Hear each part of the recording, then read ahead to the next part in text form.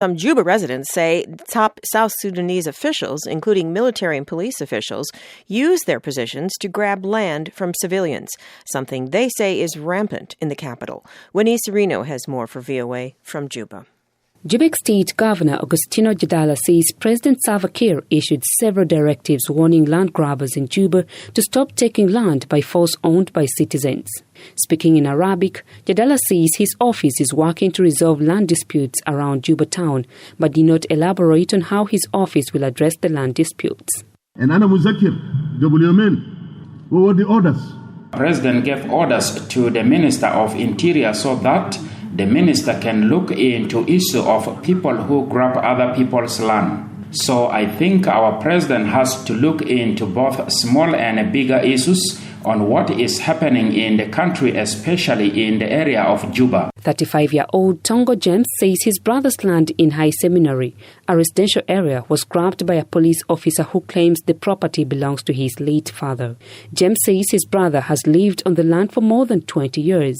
The court decided to give my brother's land to someone else who had the documents of this land. That person, he claimed to have bought this land from housing, regardless of not knowing the place, even whether it is vacant or not. Yet my brother had been living in this place for so long, more than 20 years, and he even have part of the document. James says his brother could not register the land in court because it was registered in the courts under a different name. He says a group of armed officers was sent to demolish the structures his brother built on the disputed land. James says his efforts to seek a court order to secure the property did not succeed and the police arrested him. The officer then told us that, look, if there's no letter that comes from court, you can stay with us 10, 20 years or stay forever. But if a letter comes today or tomorrow, you will be released. So we became pretty astonished and we didn't know what to do. Only to ask to pass on this information through those who are visiting us, to tell them that the story inside here is that we are imprisoned indefinitely and with no charges. So we stayed there for 3 days and it was the third day that we got released. James says he feels let down by the judiciary system in South Sudan. Rajaf County Commissioner Frederick Lako says many families in his county lost their ancestral properties to land grabbers. Speaking in Arabic, Lako is calling directly on President Salva Kiir to intervene. People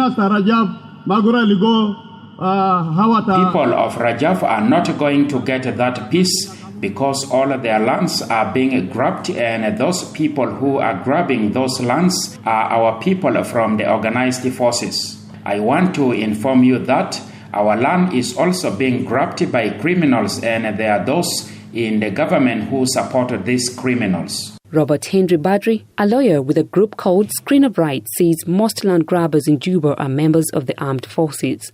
He says the legal system is not fair to complainants whose court cases can last forever. Our courts are very slow. Cases can take years and years to conclude. People go, litigants go, people with land grievances open cases, but then these cases take a long time, and sometimes they get frustrated in the middle, and the cost of affording legal services, that is, say, payment of legal counsel, is extremely challenged. And Badri says the Court of Appeal hardly functions at all. He says the Land Act stipulates that ownership is through possession of land, and if the government wants to take the land for development, then the government must compensate the landowner. He says if a person has a title deed, that document proves legal ownership of the land in South Sudan. For VOA News, I am Winnie Serino in Juba.